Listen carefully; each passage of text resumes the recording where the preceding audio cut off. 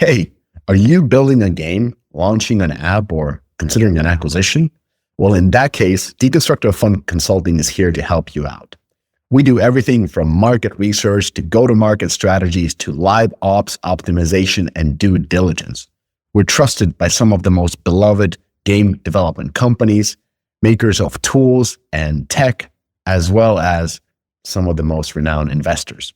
Now, if you are building, launching, or buying, don't do it alone. Do it with us. Connect by emailing to consulting@deconstructorofun.com. Game devs. Here at Heroic Labs, we know that great gameplay is what players love, but integrating metagame features like challenges, progression, and rewards is crucial for retention and monetization. But coding them is a tedious and time-consuming process. That's why top studios have turned to Hero from Heroic Labs. Hero provides a complete suite of battle-tested metagame features that are quick to implement, letting you spend more time on the core gameplay experience. Ready to ship fully featured, engaging games? Check out Hero today at heroiclabs.com. Hello, everyone, and welcome to This Week in Games 336, game industry news by industry insiders. I'm Jen Donahoe. I fill the marketing and publishing role on this crazy podcast. First, we have, because I demoted Phil, Eric Kress, on point. Strategy investing. Misha Katkov, que pasa, mi amigos? I'm here in Spain again, so good to be back. Excited, have been out for 3 weeks. And yeah, friend of the founders. Love the show, by the way. Listening every week, laughing to myself like a crazy person walking around. He should be demoted next week. So black monetizations are. All right, I'll do that just for you, Phil, just to do that. All right, here's what we got on the podcast today. We're going to close out the not E3 events. Did players watch or care? There was a lot going on. Switch 2 breaks console sales records in an impressive launch. Tencent is potentially in talks to buy Nexon. Things are in constant flux, so we'll cover that. New mobile game studio investment announcements. Mishka must have friends and must want to talk about it, so I saw that. Hot off the presses, Marathon is delayed. Holy shit. Is it because I shit on their gameplay trailers? I think so. It's more of the gameplay behind the gameplay trailer, and probably that. What's going on with Mjaiz? We always talk VC, but what about PE, private equity in games? Mishka has a ton of blog posts and Shilling for Gamescom begins. We'll get there in a second. But first, I want to share my screen and do a YouTuber time-lapse video. I have a saltwater fish tank update. So I did the YouTube thing and I put my camera. People are going to want the cats now. They're going to want the cats. Die the cats after this. Yeah. Well, actually, yours, I would love to see your videos. But first, I was just impressed I could figure out how to do a time-lapse video. It's actually not very hard. So the tank is Australian, which is badass. Also, the Germans know how to do their reefing. By the way, reefing is the term when you have a saltwater fish tank, not the other kind of reefing that people might be thinking about. What's the other type of reefing? I'm not a native English speaker. Do I need to Google this? Oh, yeah. Someone not from California. What could you be talking about? Yes, now I know. It is legal in California. So smoking pot, dude. Do you not or I guess that's a very 70s thing. What's happening? What's happening here? What are we doing? All right. Okay. All right. Fish tank is done. So there you go. Congratulations. We have a fish tank. So I will now stop and move to Shilling. Okay, Shilling. I haven't done Shilling in many weeks. So on the blog and podcast, 1, mobile gaming in 2025, 10 trends that matter. We had Sensor Tower on the podcast, Sam Oni. He joined the podcast to talk about the trends that are shaping mobile games market. There's a blog post, there's a podcast on that. Number 2, outsourcing is dead. Long live co-development. We had Carla Rylands from Vancouver. She is chair of XDS, so External Developers Summit. She joined to talk about how external development has changed since COVID. They had this massive report, 50, 60 pages with so many graphs that I felt stupid looking at it. So Carla came in and explained everything. Very interesting things happening on co-development side. And then this week we had what AI is really doing to games and the game industry. We had George Eng from GGWP talking about the ethics of AI. So not a typical AI podcast, but more about the ethics, the different side of it. So not shilling on the AI will change everything. And then on the event side, so Gamescom is approaching fast. mid-August. We have a couple of events coming in. One is going to be the whiskey and water tasting event. Thank you, Jen, for correcting that one. This is the third year in a row. I was like, I think we're done with it. But the sponsors were like, no. Last year's event was so good. We need to do it again. So we are doing it again. Appsflyer, Sensor Tower, you name it. We're all going to be for the whiskey tasting. That's going to be whiskey and water tasting. So that's going to be a fun one. Actually, the water was excellent. And then there's a big one, a big event. That's with Heroic Labs. They're turning 10 years. Wow. And we are organizing, helping out on this one. We're organizing a casino style event. So there's going to be casino tables. There's going to be the guns that shoot the t-shirts, the ones that Phil is always talking about. Like, you name it, everything is going to be there. When do we get the Zamboni? Zamboni is going to be there. It's on the Cologne Tower, the one where the AWS had a live ops symposium event. So it's right next to the place. It's going to be so awesome. So if you can make it, this is going to be one of the biggest parties at Gamescom, if not the biggest. Link in the newsletter. So yeah, you should join that one, as well as the whiskey and water tasting. So that's in for Gamescom. And last shill, we're filming this next week, London, 24th. I'm going to be in London talking about Meta Marketing Summit. Jen, I don't know what happened. I've been doing too many of these marketing podcasts. What the hell is going on? Do you put on like a cosplay costume and show up and like, I'm a games marketer, everybody, and they just like buy it? Exactly. I'm saying I'm next gen, and then I identify as a marketer, and I come in and tell about marketing trends. So I got invited. I'm like, I can play a cosplay and marketer for a day. So if you are in London, Meta Marketing Summit, 24th, we're doing a major gym workout with John Wright before that. So you'll probably see that on LinkedIn because he loves LinkedIn. I love that you're adopting Next Gen, Jen. And Next Gen has two meanings now. One is I'm cool and I'm thinking about the next things. And two is it's your way to impersonate me. The next gen. Exactly. Got it. Okay. Exactly. The next marketer on the podcast. Okay. You have a correction too, Mishka. Please apologize. Oh, yeah. Correction. So this was 3 or 4 weeks ago. I mentioned something about Candy Crush Solitaire that 2.5 Gamers were bullish. And I'm supposed to correct that. No, they were bearish. In fact, they wrote an article on Candy Crush Solitaire that it's not looking as hot. So I remembered incorrectly, and I'm correcting that I was incorrect of what 2.5 Gamers thought about Candy Crush Solitaire. Cool. Okay. Jakub is happy probably now. Yes. He has asked for that correction. But I haven't been on the podcast for 3 weeks. So Jakub, hope you're happy. Okay, cool. I wanted to first go into a new report called The State of Mobile 2025. This is from Sensor Tower and TikTok, who did a Voltron together on their new report. A few just key things to cover here. One is game revenue slowed. So from what Sensor Tower tracks, we know this doesn't have web shops or ads. I actually have a huge question if the game revenue is actually slowing when you add all of those things in, but there's no way for us to know right now. Mobile game IAP revenue grew just 4% year over year. We would have Phil in our head saying inflation. Right, Phil? Inflation. Yes, so flat. Thank you. Reached 84 billion. In contrast, non-game apps surged 25%. The mobile games category remains massive, but clearly maturing, with growth plateauing and competition intensifying. Second, downloads are down. This has been a trend for a while. We've been talking about this. Engagement is up. Global mobile game downloads declined by 2% in 24, but the time spent is rising. Obviously, we're trying to find the whales out there. The third one, of course, it's a TikTok point, as it should be. TikTok is powering game discovery. TikTok ads drove 42% lift in install intent for games in 24, making it a key part of the strategy. A lot of the people I talk to, TikTok's right up there as one of their core channels where, even last year or the year before, it was still like, it's okay. So it is very, very effective on the UGC trend. As I talk to people as well, UGC UA is a huge trend that seems to be really, really working. So Phil, I think you wanted to call out something as well from the report. So I totally agree with you that when we factor in things like inflation, games growth looks pretty much flat, which is what I've been talking about, is that essentially we're tied to like US growth right now. But the other category that's been piquing interest has been the apps category, which we've been spending a lot of time talking about, whether or not they're going to eclipse the 50% revenue share of total app store spend over games. And games actually, I think it looked like they took back a little bit of share this quarter, but the growth that they ended up breaking down in the report, which I thought was well done, is of that 13 billion that non-games have added in 2024, what is the subcategory of the app that's added that? And overwhelmingly 4 billion of the 13 billion that they've added in the last year has been in entertainment.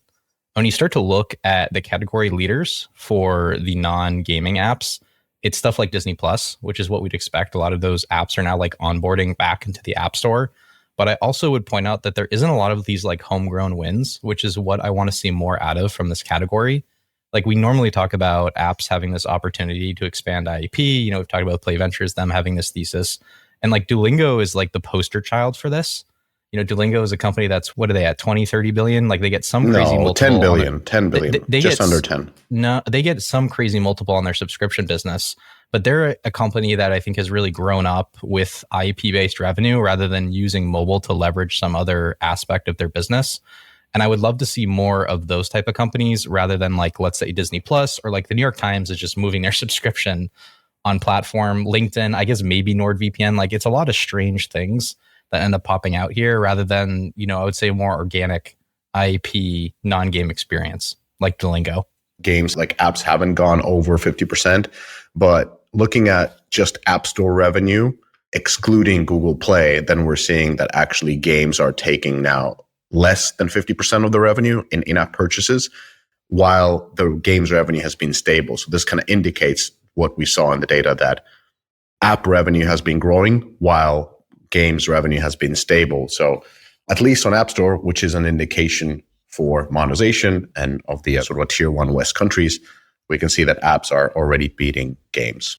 I still think you got to imagine that when you factor in web stores, to your point, Jen, that games still have the lion's share, because I'd also imagine games have a higher web store share than apps, especially for the entertainment apps. But when I think about Duolingo does not have like a higher web-based store than IP. But Netflix, Spotify, like Audible, like all these things all have far bigger web store presence. Yeah. And I think it's weird that we would say, okay, but there's a web store. There's, let's say another one is in-app ad revenue. Like that's of course not calculated. Yeah. But at the same time, we can say that YouTube alone makes $36 billion through ad revenue. Like just for context, like if we start calculating all the revenues that these apps are making, it's actually much larger. Yes, that's fair. Agree. Yeah. That's why I'm like, I think if we can find a way to combine everything, I would imagine games is actually growing, is what it feels like. I don't know. At the Google event, Chirag suggested that they are actually going to make an attempt in the database to track, for at least for gaming. He wasn't very specific, so we'll see. But that's in the next couple of months. They'll be able to track web stores, right? Web stores, in theory. But no in-app ad, right? We used to have this sort of a formula that we did for hyper casual on how much revenue they're making. It was fairly good. Like we actually tested out with a couple of big ones like the Wooders and one. They're like, yeah, this is quite accurate.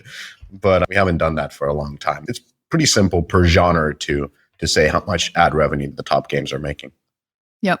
All right, moving on to all of the not E3 events. And so right now it's just super fragmented. So here's what we had in June. PlayStation State of Play on June 4th, Nintendo Switch 2 release on June 5th, Summer Game Fest on June 6th. That was a busy week. Xbox Games Showcase on June 8th.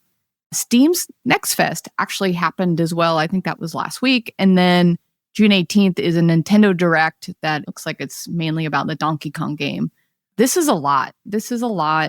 In the same time frame. It would be great if there was a little bit more kind of consolidation around it. But just on Summer Game Fest itself, Jeff Keighley announced that 2025 was the most watched SGF to date. The live show had 50 million live streams, peak concurrent of 3 million, up 89% year on year, according to Steam charts.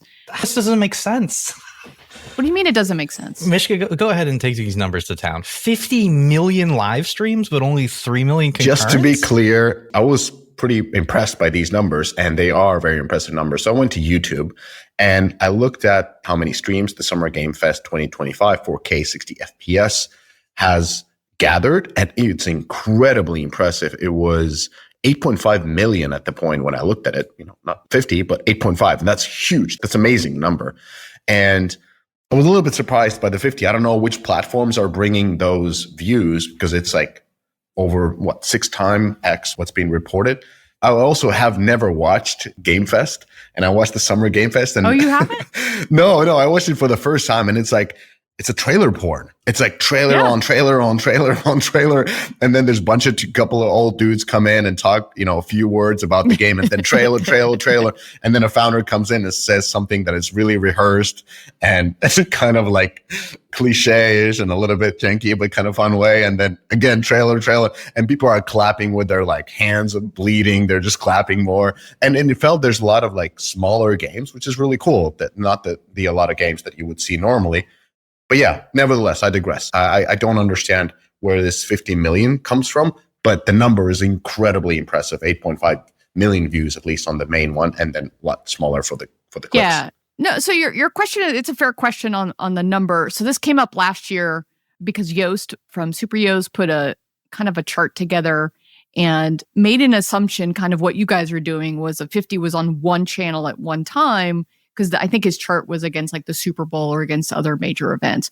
So the way that they calculated it, what they said last year was it's all the different kind of like streamers out there that are streaming it and having conversations on different streamer channels. So they went like, they have a way of like aggregating all of that. So it's not just through, one destination. It's all of it aggregated is the number they put out. And I believe a view on YouTube is 30 seconds for a live stream, at least 30 seconds of interrupted viewing. So that's a pretty low bar to get to 8.5 for a 3.5 hour stream. Well, a lot of it was on Twitch too. So remember, like streaming happens on Twitch. And then all of the other kind of, platforms around the world. If you go viral on TikTok, they would add like 10 million. Yeah. So yes, it's also a trailer fest. I'm surprised you haven't seen it. I'm also surprised you didn't see the Muppets. Typically, the Muppets are on there as well. I understand why it's so successful with a little bit of a younger audience because it's like nonstop. I'm an old guy. It's too much. It's like I can't take it. Well, you're not the audience anymore, dude. Yeah, I know. And that's what I'm saying. I'm an old guy. I was like 10 minutes. I was already like, I need to read the reviews on these ones. Like there's too many things coming out my way. Like I need to digest. Yeah. The point of it is all of these new announcements. The challenge for them is that they don't have a lot because everything is fragmented. There wasn't as many like big announcements in SGF Summer Game Fest because everyone is keeping things to themselves. So it's almost doing what E3 did back in the days. Everyone used to be at E3. Then it's like, well, we want to do our own. Well, we want to do our own event. And so everyone's starting to kind of be spread out. Cool way for smaller games to get a lot of visibility. That's what it is because like they can't do their own show. And so now you can be part of this trailer fest. To give him credit, that is something he focuses on, which is trying to find underrepresented groups or indies to give them.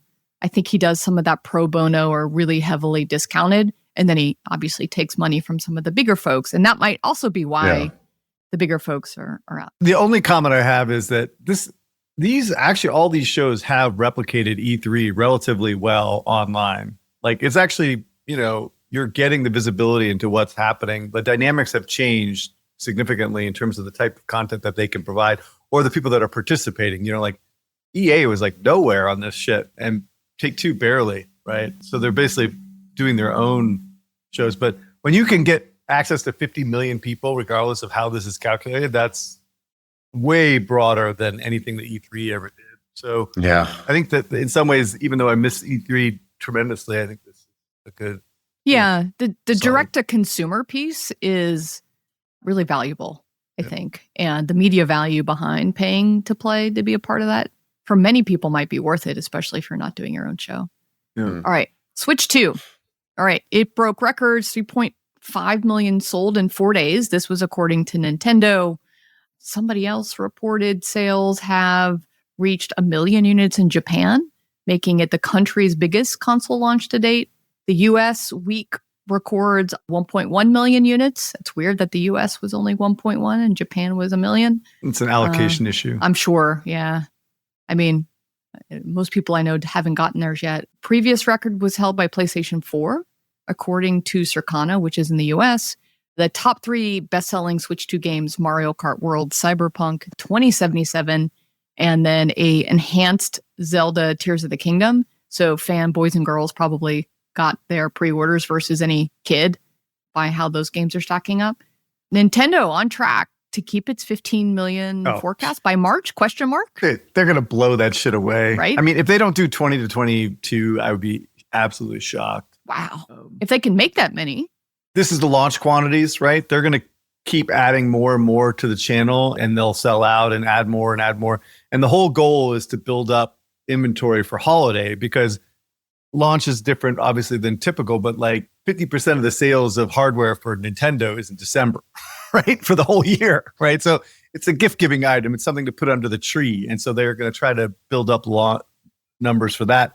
And then after holiday, they're just going to keep replenishing as much as possible. And so I can't even imagine that they don't get to a 20 million plus type number by the end of the fiscal year in March. So I think the only criticism I have of this launch is the same criticism I've had on Nintendo from their inception, I think, is they give not one fucking rat's ass about third party, right? That the fact that there are no third party games or ports for anything, right? Like for Madden, for FIFA, for NBA 2K, for whatever, is only because they did not allow it, whether they did not provide the dev kits or they did not provide the support, or they wanted to make it a clean launch for Nintendo. They are the worst partner out of all the console manufacturers by a long shot, because they don't care. Having said that, I think what's cool is that for holiday, we should see all these games released. They will have a bigger install base. It'll actually probably be better for third party to release at holiday. And maybe that's part of the calculus to some degree. But anyway, they should have lots more games available at launch for this title besides like Cyberpunk.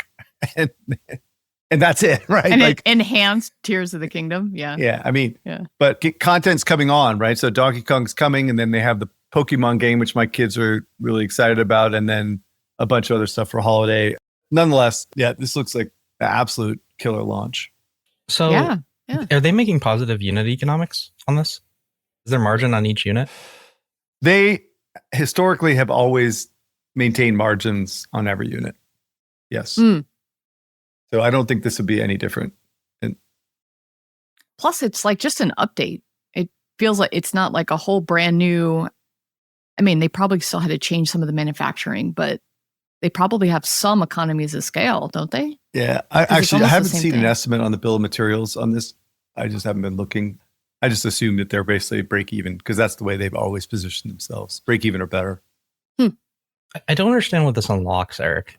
It just seems like, iOS, 3GS or something.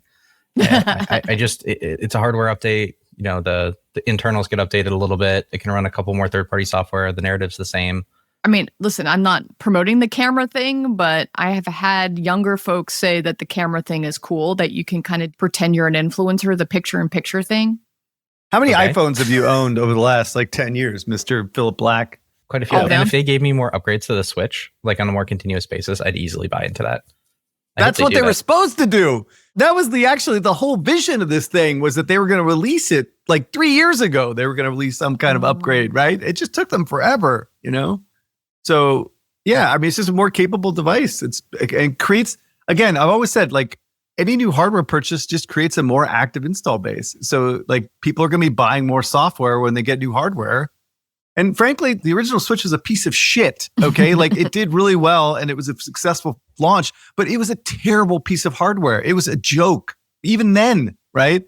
And can you imagine now? And so people are just dying for an upgrade of something more capable that has onboard storage, a better Wi-Fi chip, more capable Bluetooth, and not to mention the fact that the processor is like the Xbox Series S type. So I don't know. I think this is a far better strategy than starting over, like starting up with some other new crazy scheme like the Wii U. This is it. This is what works. Not very innovative, I'll tell you that much. And so but you don't like innovation. Not on hardware. No, I think that's not that. This is a far better business decision than starting over from scratch with a new install base, convincing people to buy something new. Well, it's basically a relaunch. Was it 8 years? So, you weren't born yet and now you're an 8-year-old. It's brand new to you. So you get, in a sense, another guaranteed launch success, because if you had success with the first one, the next 8-year-old's probably going to be like, cool, this is awesome. That's how we think about it in toys, right? Like every 8 years, you can relaunch a brand because it's brand new to someone. And if it was successful, just launch it again. And then you have nostalgia because apparently 8 years is nostalgia as proven by Fortnite when they. I'm fascinated how Nintendo just keeps on getting this audience, like always like a new batch. It's so weird. And keeping the old batch. It's fantastic characters and IP, nostalgia. Yeah. As a parent, you're like, oh my God, I grew up on Mario. I love it. Even though you try to go back and play Super Mario Brothers and you want to kill yourself. It's so bad. Yeah. Yeah, because we just played Super Mario, I think, like yesterday on the old Switch. I put my girls to it, and they're like, "It's kind of lame. Let's get on Roblox. Yeah. Like, what are we doing this?" No, you got to take the new characters, and they are updating play patterns. They are updating graphics to make it, Nintendo for this generation. But yes, it does compete with crappy. Well, I shouldn't say crappy because those kids love Roblox games. But the thing I'm remarked by is they haven't had the impact from Roblox. Like I expected something to show up in their numbers, and there hasn't been like any. Roblox is on the other platforms. They're on PlayStation and Xbox. Yep. I can't imagine they'd ever be on Nintendo. It's possible. It's like 80-90% on mobile. Yeah, but they're marching towards 100 million MAU. Like I would expect they're there. to touch Switch in some way. And it doesn't DAU. Feel like 100 million DAU, dude. Yeah, DAU, excuse me. The quality of the content is so at a different level. Yeah. Like, it doesn't matter. You're competing for time for a limited group of people. And I'm shocked they've been so resilient to Roblox's Inquisition. It's parent approved. Many, I don't know if you guys have the same thing. Many parents are like sneaking in a little bit of time on the Switch themselves because they have that nostalgia going. All right. So there's a little bit of rumor, and this is in flux, of Tencent potentially trying to purchase Nexon. So the article I saw too was that the Korean gaming industry protested any of this talk and their alleged attempt to buy its way into the Korean gaming market through a $15 billion acquisition of Nexon. Basically, they said this isn't cool. Bloomberg started the reporting last week that Tencent was approached the family of the late Nexon founder Kim Jong-ju to explore a potential deal. It's unclear if this is going to actually happen, if the family is going to come through. Tencent already owns 17.5% of Netmarble, 13.6% of Krafton, 20.7% of Webzen. So I don't know. There's something going on here. So Craig, I thought I'd phone a friend. Chris, I had like a visceral reaction to this thing, and then I'm like, wow, I can't believe Tencent owns so many of these Korean companies. Like they have like such a share of them. But anyway, I am clearly not up to date on Korean like acquisition policy or government policy. But according to ChatGPT, anyway, there is the Korea Fair Trade Commission, which I think, and what seems to be, will block any type of acquisition of a Korean company versus an investment, which I think is a distinct difference.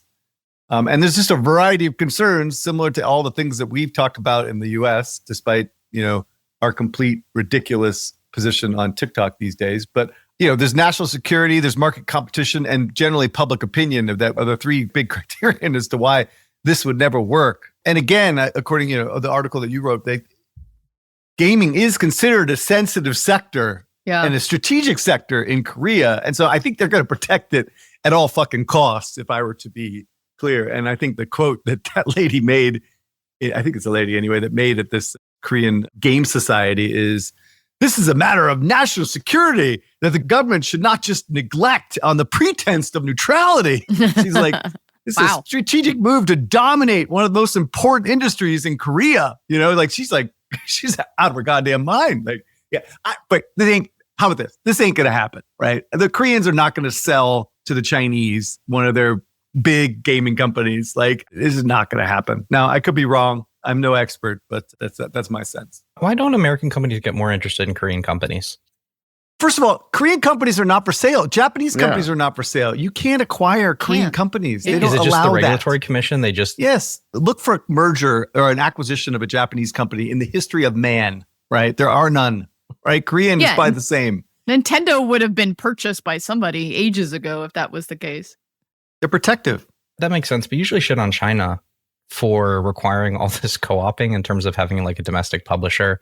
But it seems like these other Eastern countries are just as bad when it comes to allowing Western capital into their countries, which I think has been to their own detriment. I mean, the valuations would be higher because they have bigger exit. Like I think about something like Shift Up, which is really interesting. I mean, you can't imagine like a Savvy being interested in something like Shift Up. There's a Middle Eastern version of Nikkei, by the way, coming. Did you see that? I shit you not. Oh, get out. Really? No way. Yes. It's a conservative version. Localized. It's a conservative version, right? Is it like a Saudi or a Lebanese version? Let me know. Screenshots right now. The screenshots are getting online. What are we talking about? I guess that makes sense if they can't be interested, but it feels like it's to the detriment of those own countries, and they deserve just as much criticism as you've given China too. If Japan and Korea aren't allowing foreign capital, Western capital in.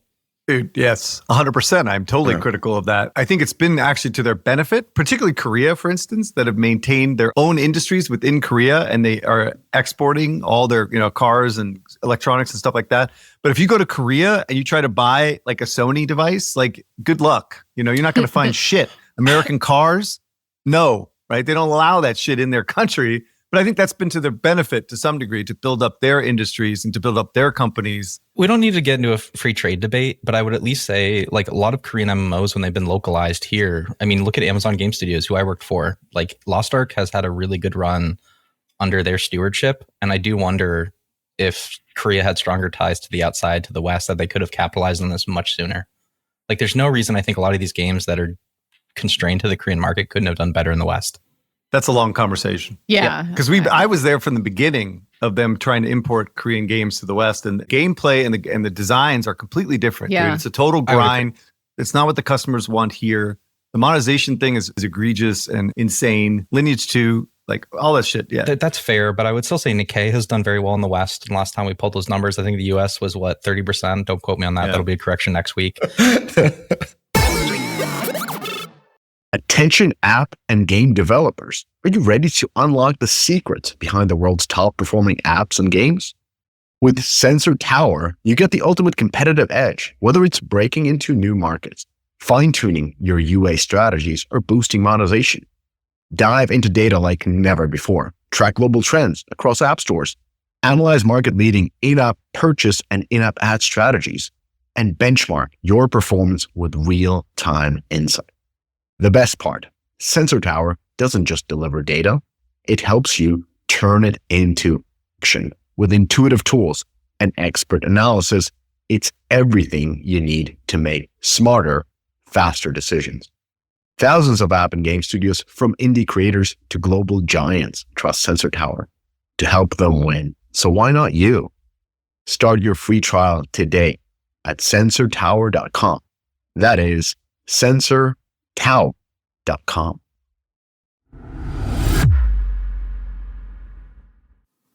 Web stores. You've seen what good looks like, but have you experienced great?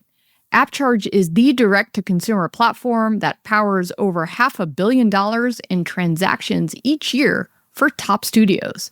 They're not just another vendor. They're backed by Supercell and built by monetization veterans from Moonactive, Playtika, and other industry giants who understand the difference between merely functional and the truly exceptional.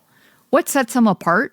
Deeply personalized web stores with custom-designed offers, industry-leading monetization features, seamless in-game payment integration, and a robust SDK. While 70% of top-grossing games already have web stores, the ones scaling the fastest are doing it with AppCharge. Ready to transform good into great? Learn more at appcharge.com. Guessing where your users come from? That's so 2010. Appsflyer is like having a cheat code for mobile marketing. Pinpoint attribution, real-time insights, and analytics that actually make sense. Stop flying blind and start flying smart. Appsflyer, because your data is your best co-op partner. So there were two announcements for capital raises in gaming. One was Candy Crush veterans secure $4.6 million for a Studio 555's interior design games. Investment will support the company's general purposes and the development of its app, a gamified mobile application for interior design. The release is set for 2026. The company was founded by veterans from King, with developers from Paradox Interactive, Rovio, and EA. So a design home app that you have never seen before is coming into the market. I cannot wait. This is going to be... I do. This is one of the 5 Seriously, ideas. yeah. This thesis... Phil, have you invested in a company that has this thesis? Tell us more. I have. There needs to be more bets you can place in this genre. Like, I want to see a little bit more juice. Mm-hmm. Maybe Tell me more about your killed this. investment. It's okay. It's okay. New versions, new KPIs. Hey, you're into this too. True. Super Bloom, let's go. Super Bloom, let's go. I don't know if you follow Bloom, Dressed either. Dressed has been not a good situation. Yeah. I was kind of laughing just because there's not a lot of gaming ideas, and this keeps popping up again. Like, hey, let's make an app where women can interior design rooms and then maybe order furniture to their homes. The e-commerce trap it's so tempting to fall in. There's so many slides have been dedicated to like, oh man, what if we get CTR up for this e-commerce stuff and take a share of the revenue? Yeah. And like, what if they now we're an for ad real platform. Buy the sofa? It's like, yeah.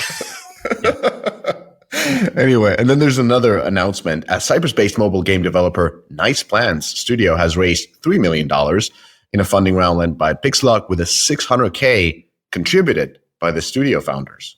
The funds will support the development of the company's upcoming mobile title, Ricochet Squad.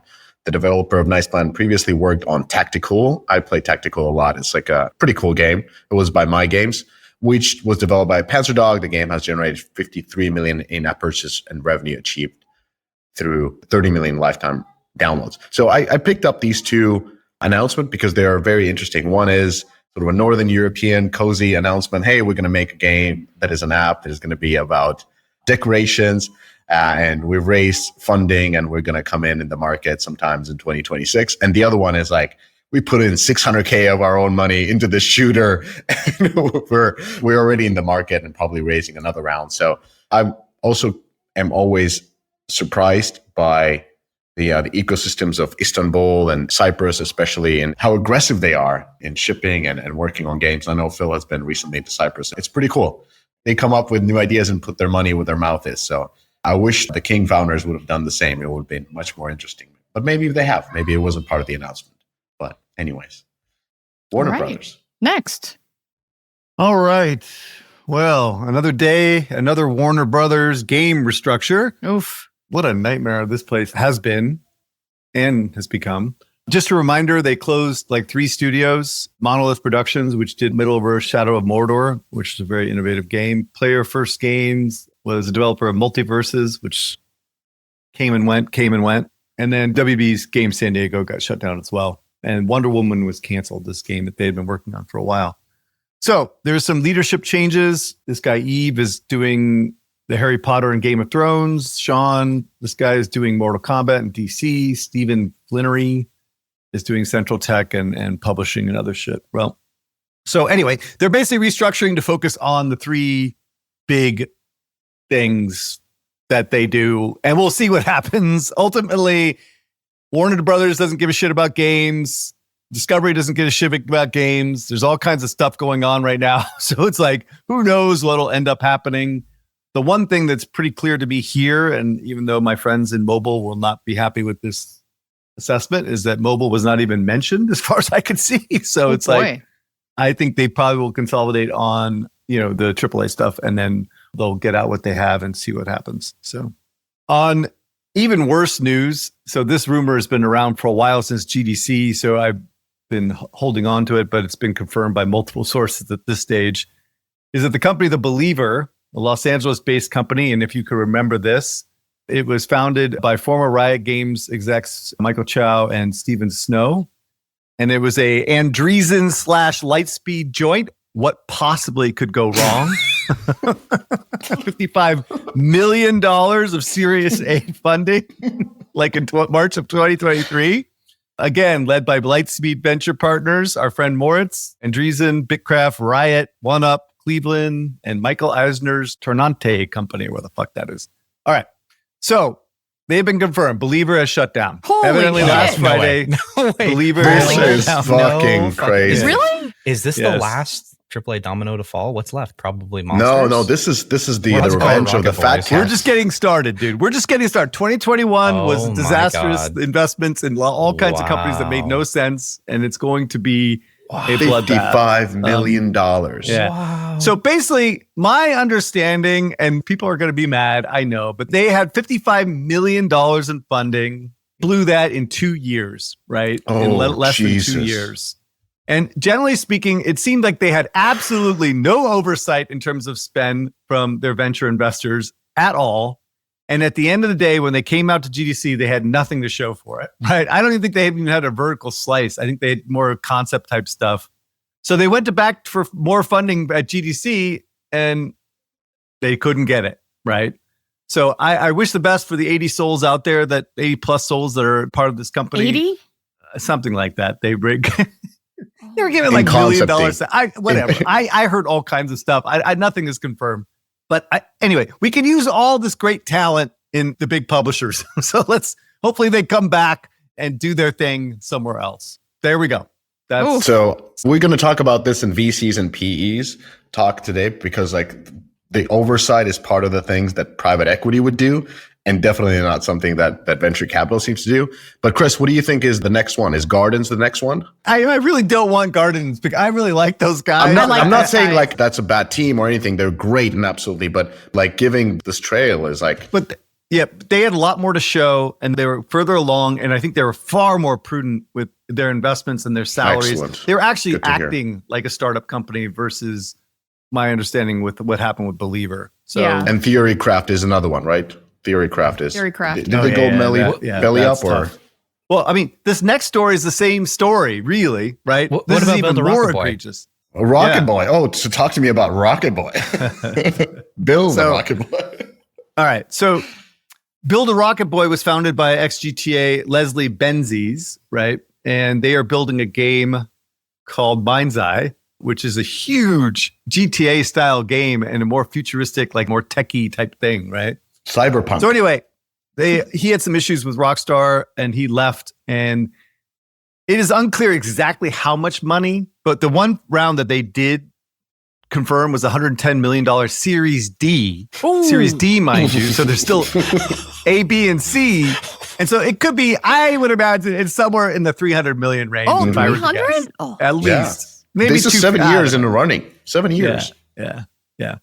But they were acquired like an acquihire, I think, by PlayFusion to further invest in this game, right? And so I don't know, man. They pushed this thing out, right? It clearly wasn't ready, and it's been an absolute train wreck, like this Mjaiz game. And the reason I found out about it, which is even more crazy, I am still in touch with what's going on, but I still didn't know about this game coming out. But my son was watching this YouTube guy, who's really funny, by the way, and he went on for an hour and showcasing all the bugs and all like the crazy shit that happens in this game that it's completely not ready for prime time. So I think their ambition got a little bit ahead of their capability to some degree.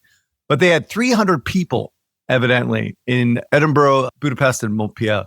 So this game has been labeled the worst rated game in 2025. It has a Metacritic score of 37 out of 100, a user score of 2.5 out of 10. Oh, very solid. Yeah. Oh, boy. So technical issues, outdated gameplay, described as dystopian future that plays like it's from 2012.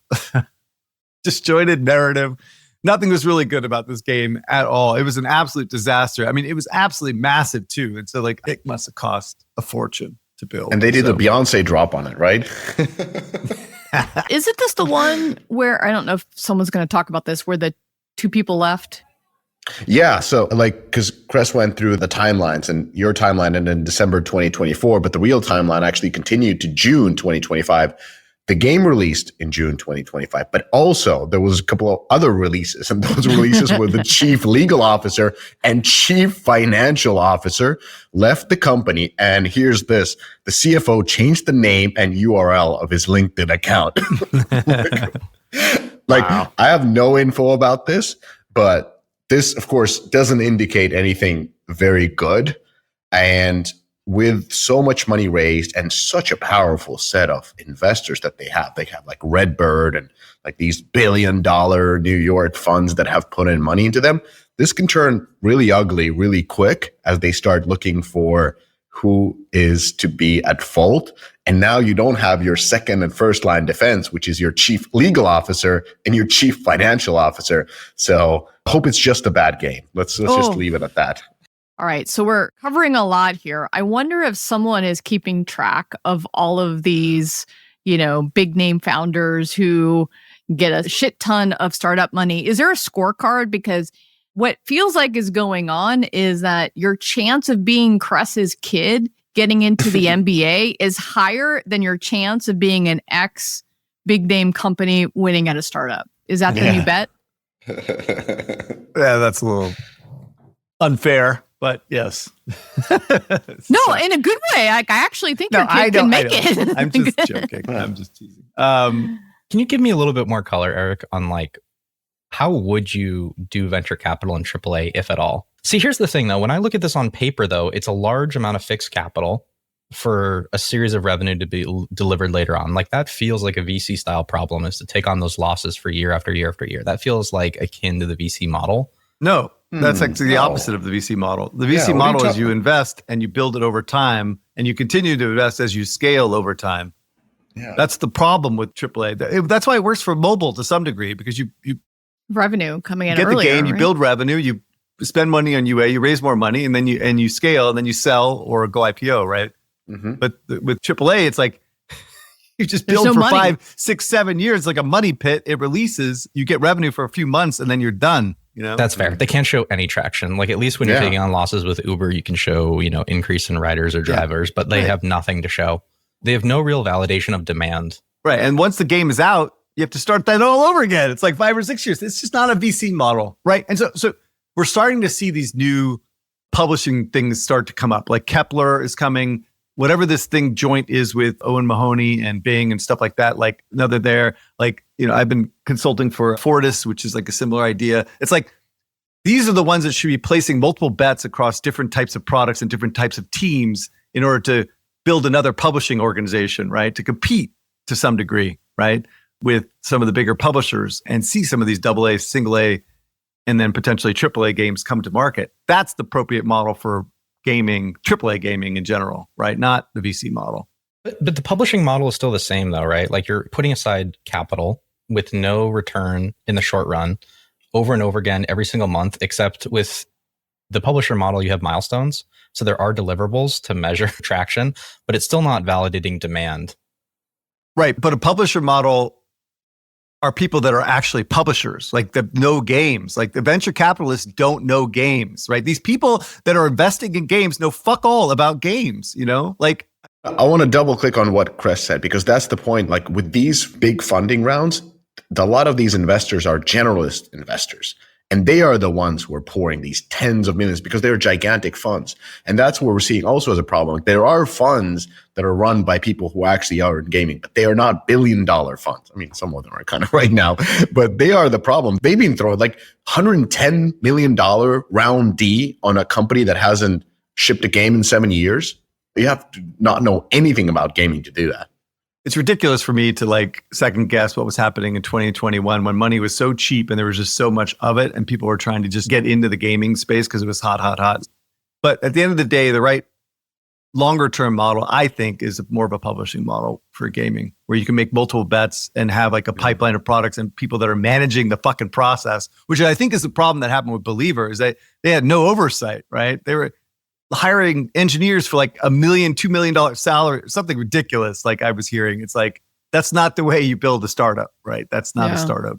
Well, what about something else that doesn't seem to be tracking well? Bungie basically announced an indefinite delay for Marathon. So it was supposedly coming out September 23rd, but as you recall, the feedback from the alpha test was very, very negative. So they are basically kind of reassessing the strategy and changing parts of the game. I think this is kind of bad news, good news. It's really bad news that the game is delayed indefinitely, clearly, right? But the good news is that Sony's not getting rid of it, right? They're not canceling it or shutting down Bungie, which was another option for Sony in theory. So they're going to give it some time to make it better and see if they can pull it off. I think it's actually kind of good. Yeah. Net, to me. Yeah, it's a marathon, not a sprint. Fucking dad joke. Oh my God, he was waiting for it. God damn it. I want to talk about Remedy. So they launched today, I think today or yesterday, they launched their version of Helldivers, which is FBC Firebreak. It's not really looking as a fire break. It has like 60% positive. So looking, alrighty. This game, particularly, I'm not sure how long it has been in development. I listened to the podcast with the CEO.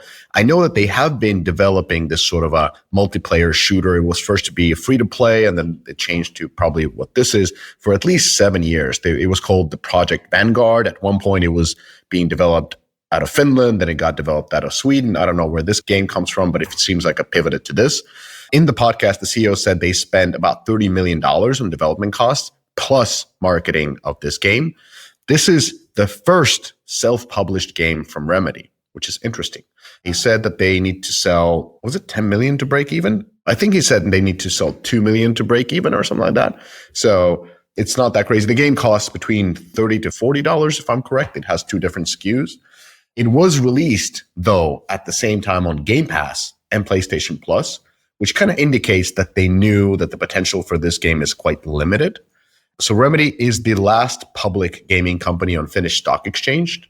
It was interesting. I listened to the podcast with the CEO, and interestingly enough, because the reporter seemed to have read the hard truths about the Finnish game industry, my DOF blog post that got very viral here in Finland and me deported. And so the question that she was asking was pretty much from what I wrote, which was very interesting.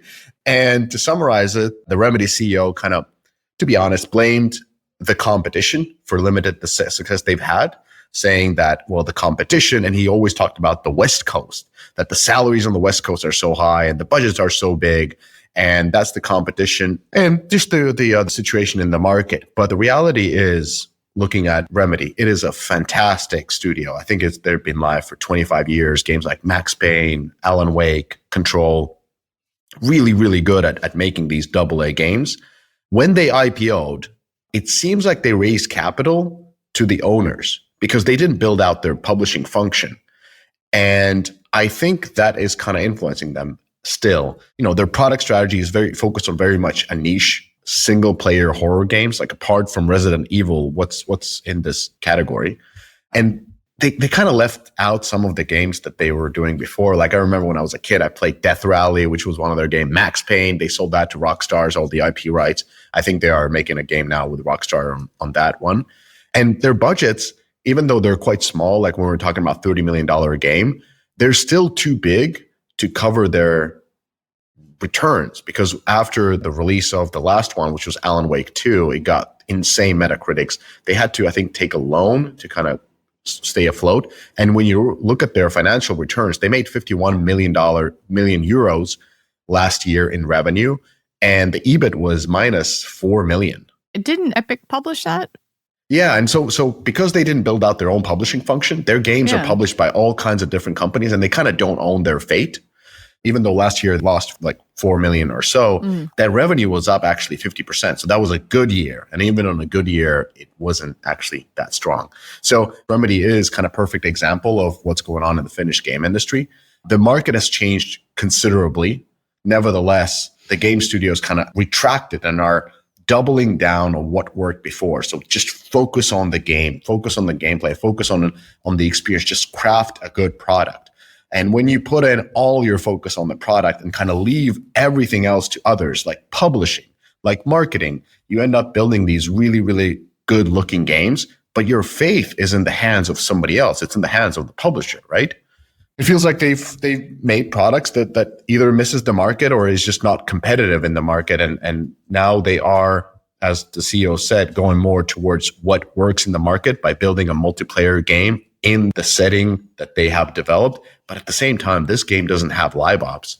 And, the first kind of reviews coming in are not exactly hell divers. So I don't know. It's going to be interesting to follow, but it's kind of sad that they didn't build.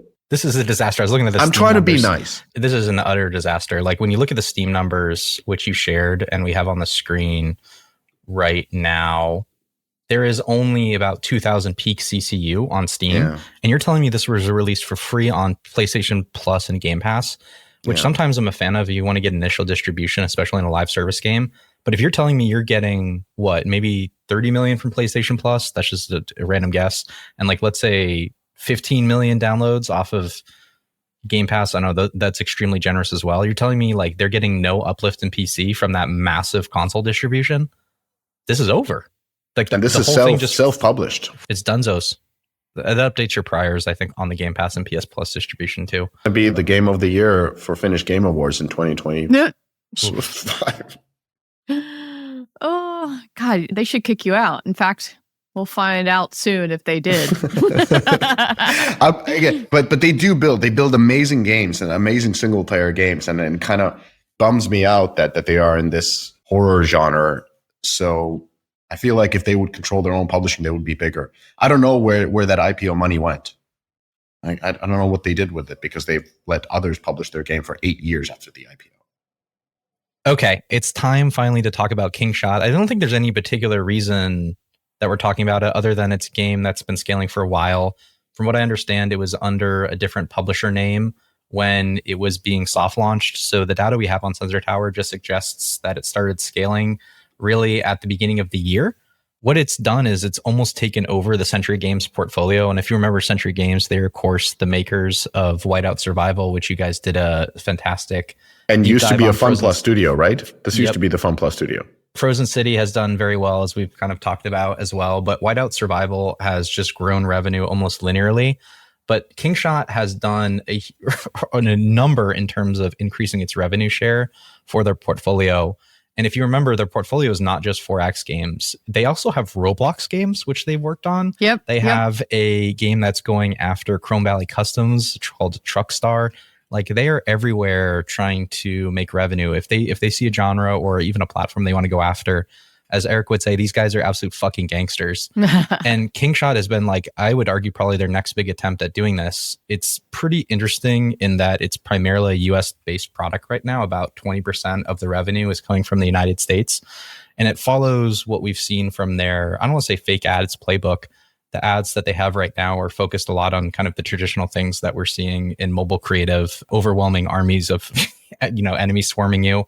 But the early gameplay is a lot of action RPG. It's you and your king riding around on a horse, defending against hordes of people attacking your town. The sim elements that you saw in Frozen City, villagers being happy or not, are also available. That second kind of squad RPG core that we sometimes see in a lot of these 4X games is here. And there was two things that I wanted to draw attention to on the economy side, which I thought were fantastic monetization.